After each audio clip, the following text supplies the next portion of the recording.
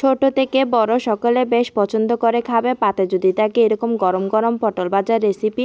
আসসালামু আলাইকুম, welcome to জাহাজ কিচেন। 6 থেকে 7টা পটল নিয়ে নিয়েছি। পটলগুলো এরকম মিডিয়াম সাইজের হতে হবে। একটা ছুরি দিয়ে উপরে সবুজ অংশটা ভালো করে ছিলে নিতে হবে। এবার দুই পাশে মুখ কেটে নিয়েছি। এভাবে সাইড থেকে চিকন চিকন করে ঘন ঘন করে কেটে নিয়েছি। দুই পাশ থেকে সমানভাবে কেটেছি। এমনভাবে কাটতে হবে যেন দুই ভাগ হয়ে না যায়, মাঝখান থেকে ভেঙে না যায়, বা মাঝখানে যে জয়েন্টটা আছে সেটা থাকে আর কি।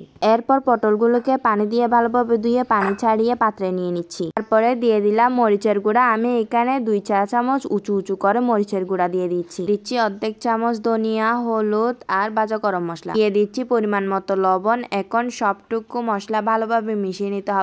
এরপর এর মধ্যে দিয়ে দিলাম 1 চামচ আদা রসুন বাটা। অল্প নাড়িয়ে মিশিয়ে নিচ্ছি। আপনাদের হাতে 5 থেকে 6 মিনিট থাকলে রেস্টে দিয়ে দিবেন। একটি প্যানে পরিমাণ মতো তেল দিয়ে তেলগুলো যখন গরম হয়ে আসলো তখন দিয়ে দিয়েছি পটলগুলো। বেশি গরম তেলে পটলগুলো দেওয়া যাবে না, এত মশলাগুলো পুড়ে যেতে পারে।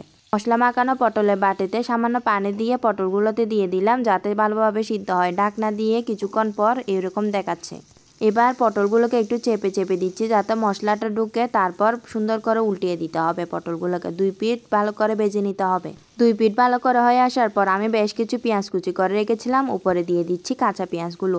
এরপর একটু নেড়ে চেড়ে ভালোভাবে মিশিয়ে নিতে হবে। তারপরেই পটল ভাজা তৈরি। আপনারা চাইলে বাসায় আমার এই রেসিপিটা তৈরি করতে পারেন। আসসালামু আলাইকুম।